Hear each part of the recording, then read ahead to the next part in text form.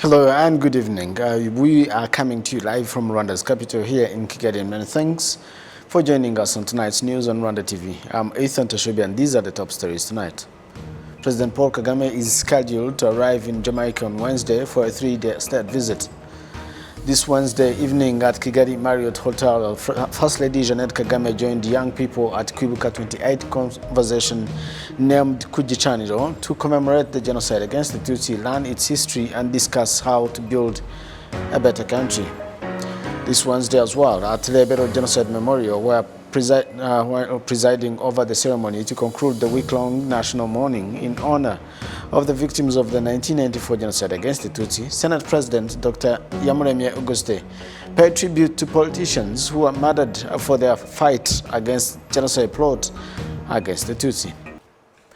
Many thanks for joining us for tonight's broadcast. I'm Ethan Tashabia. This Wednesday morning, President Paul Kagame concluded his 3-day visit to the Republic of Congo. After concluding the visit to Congo, President Kagame embarked on yet another trip. He's scheduled to arrive in the island nation of Jamaica on Wednesday, April 13th for a 3-day state visit. While in Jamaica, President Kagame is expected to meet Governor General Sir Patrick Allen and Prime Minister Andrew Holness and other government officials. The office of the Jamaican Prime Minister in a statement said that President Kagame's visit, which comes during the country's 60th independence anniversary, represents an important opportunity for the deepening of bilateral relations between the two countries. The statement further noted that the visit will also help to reinforce the steadily beginning relationship between the African continent and the Caribbean region.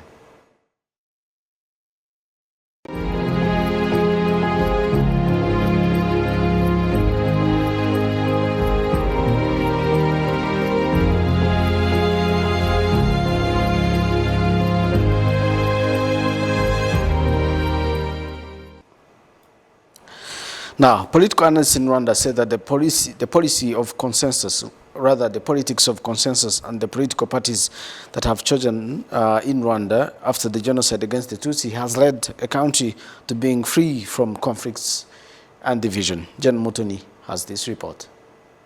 The history of the political parties that existed in Rwanda before the genocide against the Tutsi showed that some of them promoted divisionism, hence leading hard to the genocide against the Tutsi. And since people lost faith in the politics and politicians altogether, Rwandans political and historical expert Tito Rutaremara and Uwisenga Charles emphasized that in the aftermath of the genocide against the Tutsi, Rwanda chose politics aimed at rebuilding the country and that this policy of consensus has played a significant role in the country's development.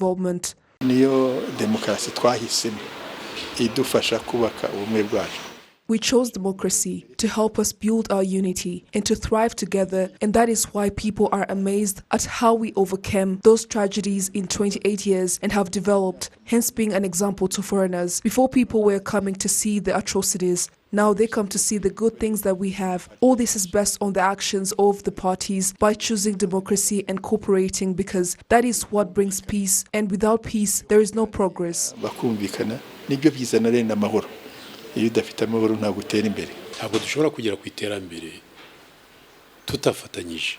We cannot achieve development without cooperation, because when people work together, they achieve a lot. The Forum of Political Parties has helped us in many ways that I can say that its role in the development of this country after the genocide is very significant. Green Party leader Frank Habineza says that contributing to the development of the country in terms of giving ideas is a democracy worthy of Rwandans, and acknowledges that politics of census plays a role in preventing genocide. Previous political parties operated against each other. It was a warfare, so much anger, using hate speeches, promoting and instilling segregation in people. And as you saw, it led to the genocide against the Tutsi. And now it required politicians to choose the right policy. Yes, we give different opinions, but we give them in a respectful manner. Different ideas on how education can be done, and others on how agriculture can be done, but we all aim for the well-being of Rwandans. Political expert Tito Rutaremara emphasizes that conflict is not part of the Rwandan culture. Take an example of how people sit and each voices their opinions in the parliament. Parties are not there to go against each other. It's not in our culture as Rwandans. We are not the only ones with consensual democracy. It is in Switzerland as well. Citizens say that what they need from politicians are actions that aim at development.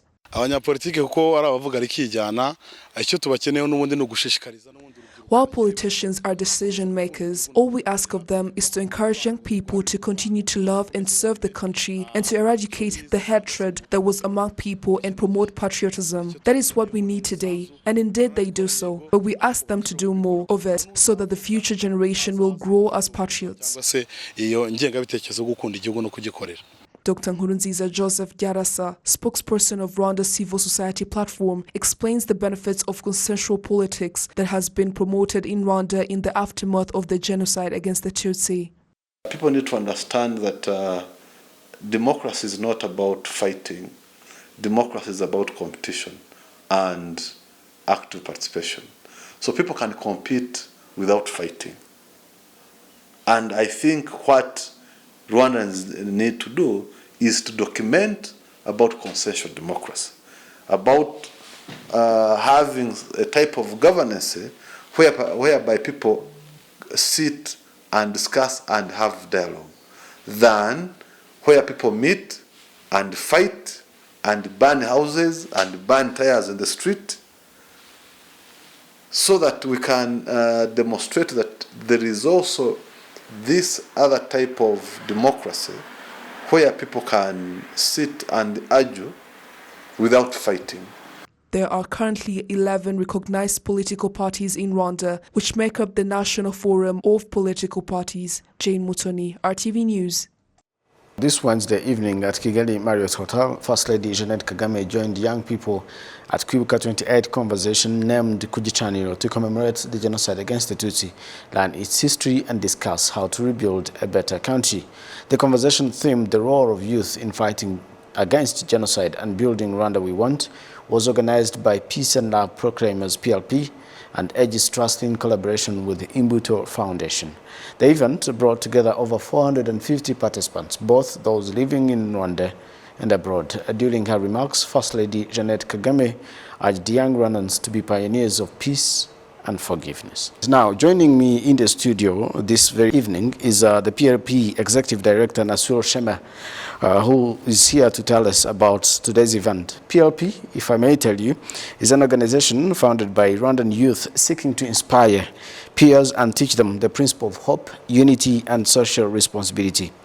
They are also the founders of what we've seen for so many years, the Walk to Remember, especially during this time as we commemorate the genocide against the Tutsi. Thank you so much, Nasul, for joining us.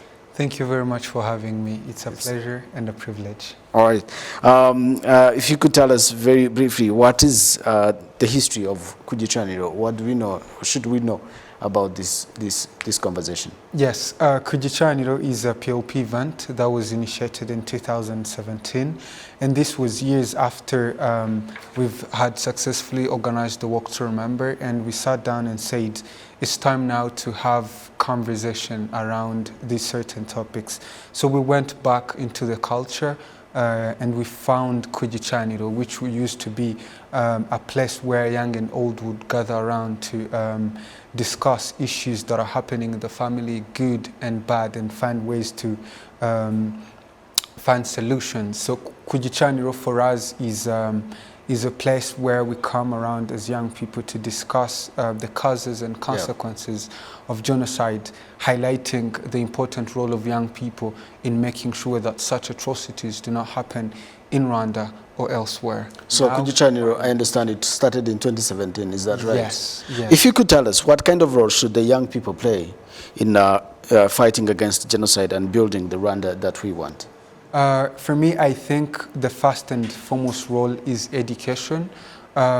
for us to be able to fight genocide denial and genocide ideology, we need to first educate ourselves on the matters on the 1994 genocide against Tutsi.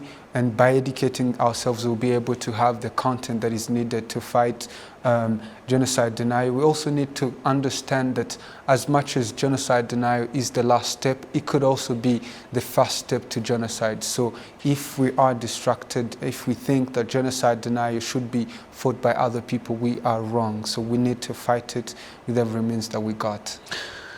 In your view, to what extent do the young Rwandans understand their role in building a better future for themselves and for generations to come?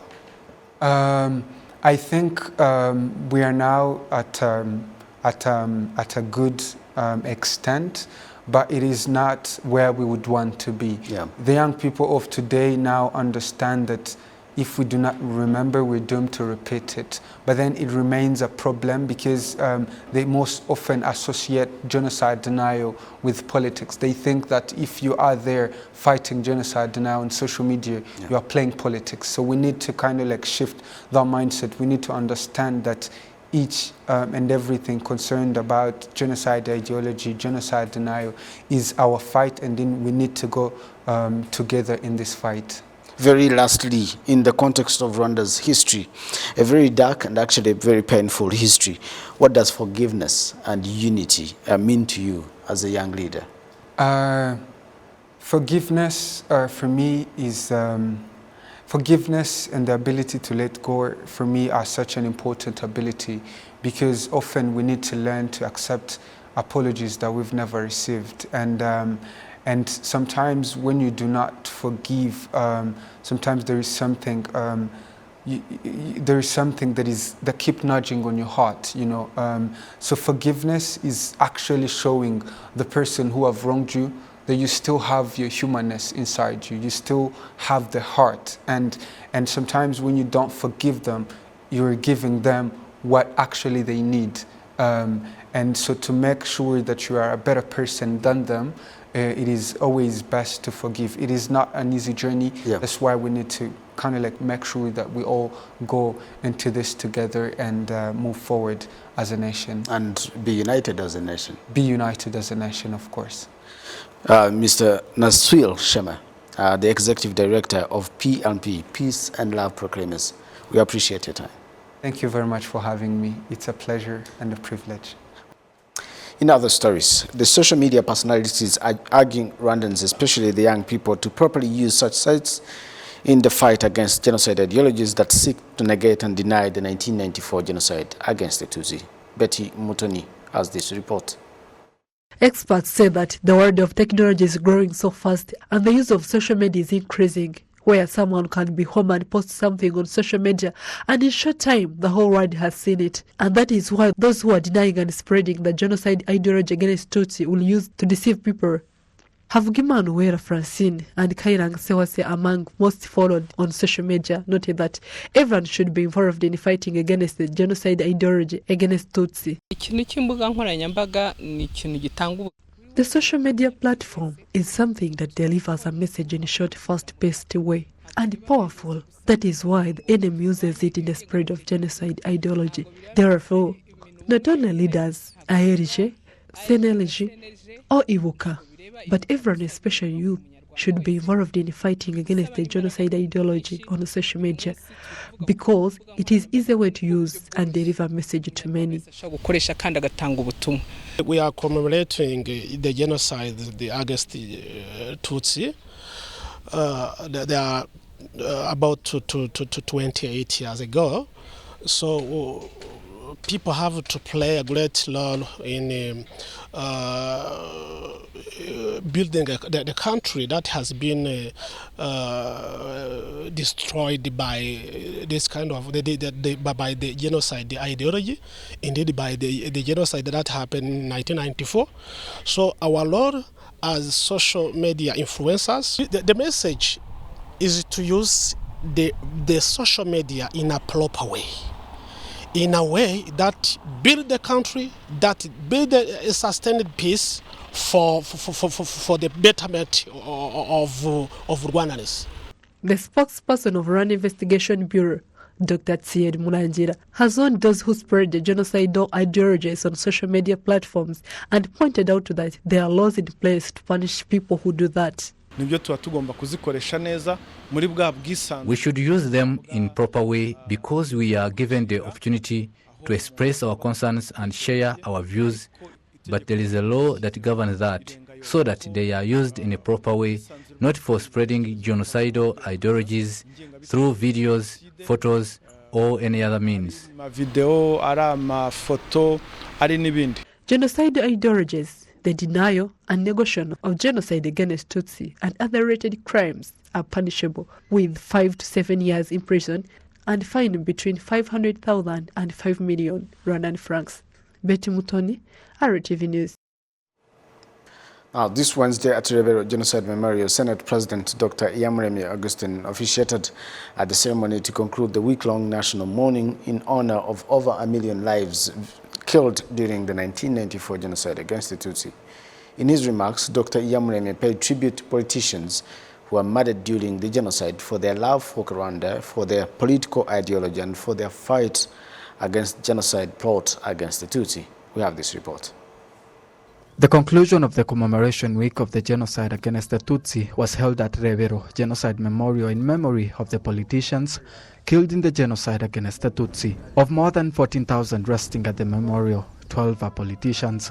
These were killed for having dissented from the genocide plot planned by the government-led political party MRND of President Juvenal Habyarimana. The spokesperson of the Consultative Forum for Political Parties in Rwanda, Honorable Umuhire Andrea, states that 28 years after the genocide against the Tutsi have left a lot to deal with for today's politicians.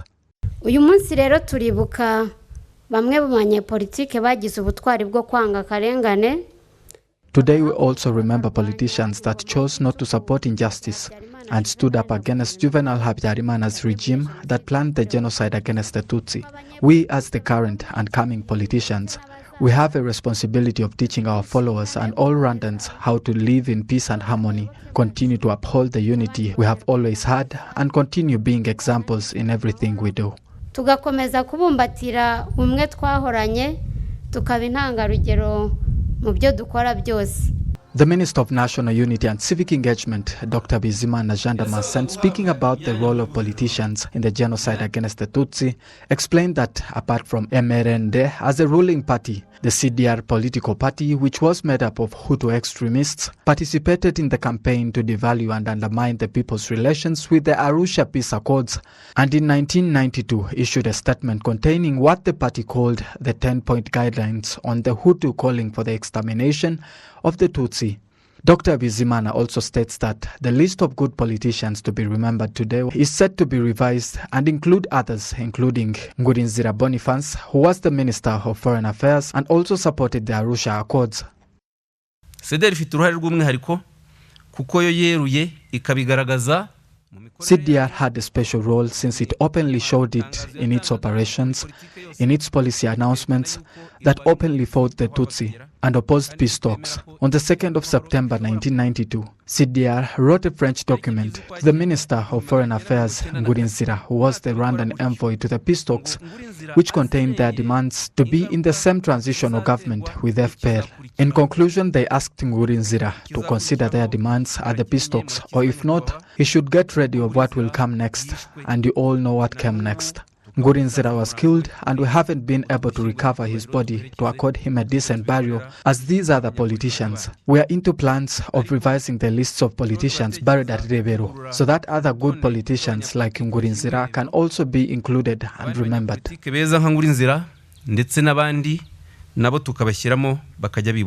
Right Honorable Dr. Iyamuremye Augustine, the President of the Senate, argues that remembering these good politicians at a time like this is important in the fight against those who deny and negate the genocide against the Tutsi.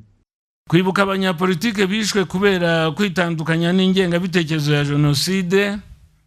Remembering politicians killed for dissenting from genocide ideology and fighting against the plan to exterminate the Tutsi is a very important thing in the commemoration of the genocide against the Tutsi, especially in this time where some use social media to spread false information that defames the government of Rwanda and negate the genocide for political reasons. Although the week of mourning for the victims of the genocide against the Tutsi was concluded this Wednesday, April 13th, the commemoration continues for the remaining days until July 4th, equal to 100 days since the genocide against the Tutsi. Innocent Mugabo, RTV News. That's all we had for you tonight from me and the entire news production team. Many thanks for your company tonight. For more news, log into our website, www.rba.co.rw. We are wishing you a very continued strength and hope during this commemoration period. I'm Ethan Tashabia. Bye for now.